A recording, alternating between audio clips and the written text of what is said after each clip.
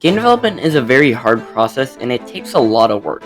Everything from visuals to music to programming takes a lot of time and effort, and many times we focus so heavily on that process that we forget what we're making a game.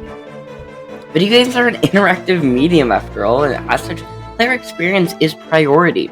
So we must take steps to account for that so we can make an enjoyable experience. Many times as developers, we struggle to take feedback or we do so incorrectly. So if feedback is such an important aspect of game development, why is it overlooked? And what can we do so that we use such a powerful tool as feedback properly?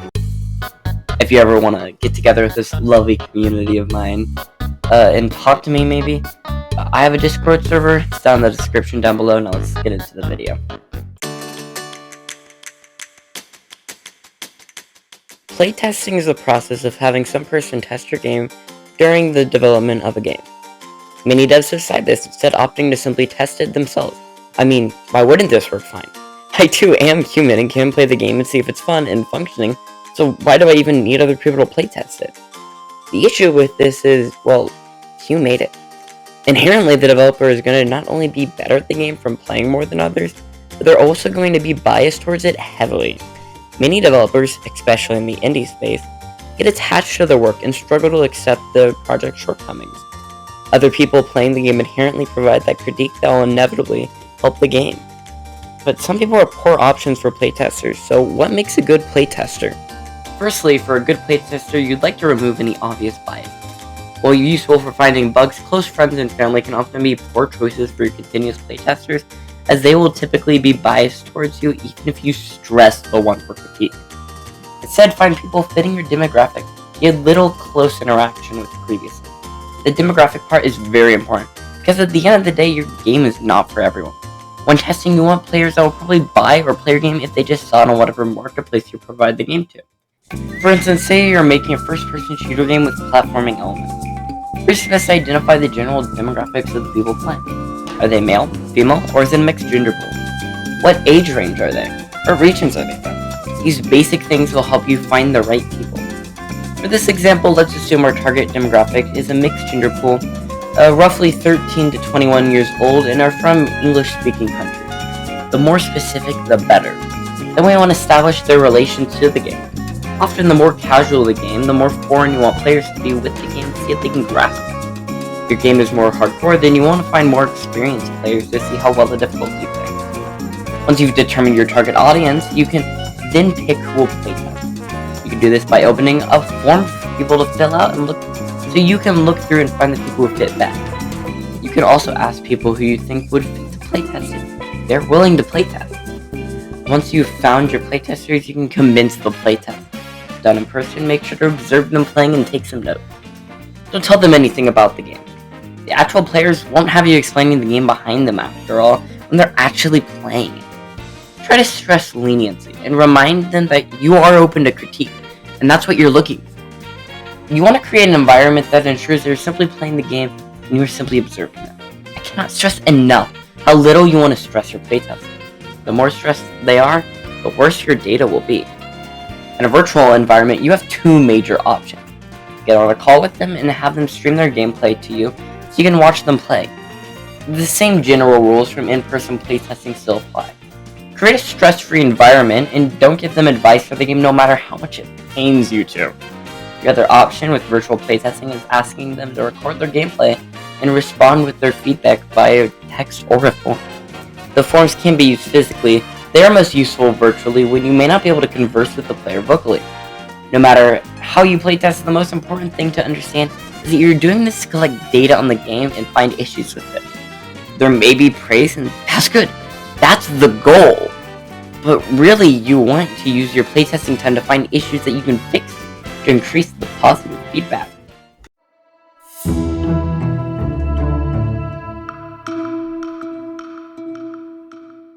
Unfortunately, not all feedback is good feedback, and this applies to all forms. Whether it be during a playtest or past the game's launch, you need to know what you should look for when reading or listening to feedback on your game. So what exactly does good feedback look like in contrast to the bad? Firstly, when I say good feedback, I don't mean positive feedback. It can be positive, but it can also be negative. And both are valid and important.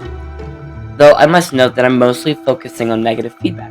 That's the stuff that'll improve your game. The main thing you want to look for when identifying what bad feedback looks like is vagueness.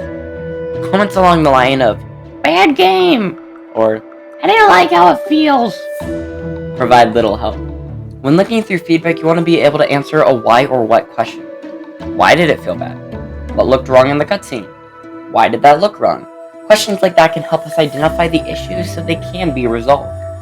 Another thing you need to look for is the wrong people playing your game. Sometimes people who don't like platformers write negative reviews of a game because it's a platformer. We need to somehow figure out which people are which. Someone may be making claims that they back up with reasoning, but really they're just complaining about the type of game it is. One way to figure out if this type of person is providing such feedback is seeing how informed they are. Someone who likes platformers may naturally use terms exclusive to platformers, whereas someone outside of the loop may simply exclude such terms. The vaguer they are with the definitions, the more likely such a thing has happened. Be cautious though, because the exact same could be said about someone who this is simply one of their first games or their first game in the genre. Typically though, while such feedback can be important, they typically aren't the demographic you're making the game for. Another way you can identify such types of comments is them complaining about basic features that others commonly praise or see little issue with. Complaining about a map system in a Metroidvania is a bit silly when everyone else sees it as just fine. Complaining about lack of objectives in a sandbox game is again silly because, well, that's the point. These types of comments are typically very obvious and easy to spot as ill-informed. I will say though that this feedback can still be useful as it provides insight from someone your game was never really meant for, though such feedback should not cause major changes as many of these people are simply complaining to complain, or they just think they're a really funny troll running around causing chaos. So then, what makes good feedback? As mentioned prior, you want to be able to answer a what or why question. As said before, this helps identify the problem. Another sign of good feedback is depth to the feedback, whether that be elaborating on their claim or simply a variety of claims. The more they provide, the more likely they care and are being honest. Another good sign is mentioning things later in the game. This shows they actually played through a good amount of the game and it's not just the first section or the tutorial. Overall, you can't listen to all feedback that has been given you, as much of it just doesn't really help. Sometimes listening to that poor feedback can and will worsen a game.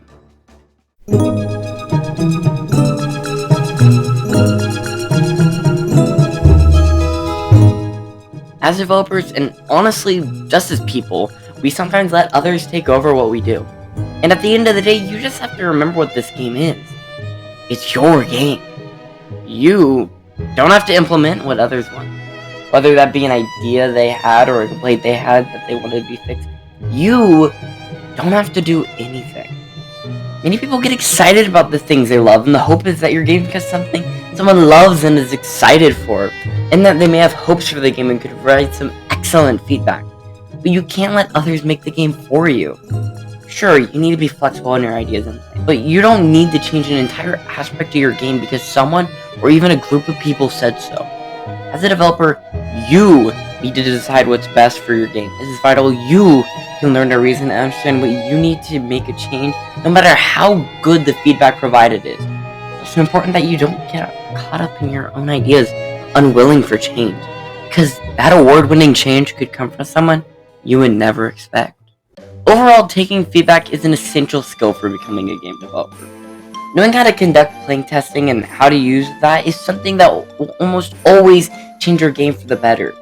Being able to assess what feedback to listen to is also vital, so you don't make harmful changes that cost you time, maybe even money.